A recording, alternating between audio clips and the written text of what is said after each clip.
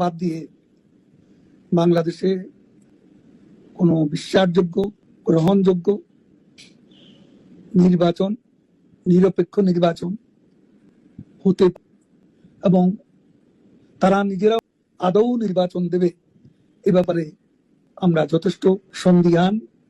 নির্বাচনের নামে আজকে শুভ অ্যালায়েন্স, এই অ্যালায়েন্সকে নিয়ে তারা আজ সংস্কারের নামে জাতিকে বিভ্রান্ত করছে।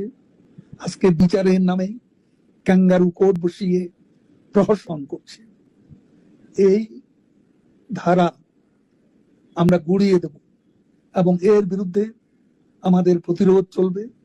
বাংলাদেশের 50%-এরও বেশি ভোটার যে এবং দিনে দিনে শেখ হাসিনার পক্ষে জনমত বাড়ছে। দলকে বাদ দিয়ে এদেশে ইনক্লুসিভ বা অংশগ্রহণমূলক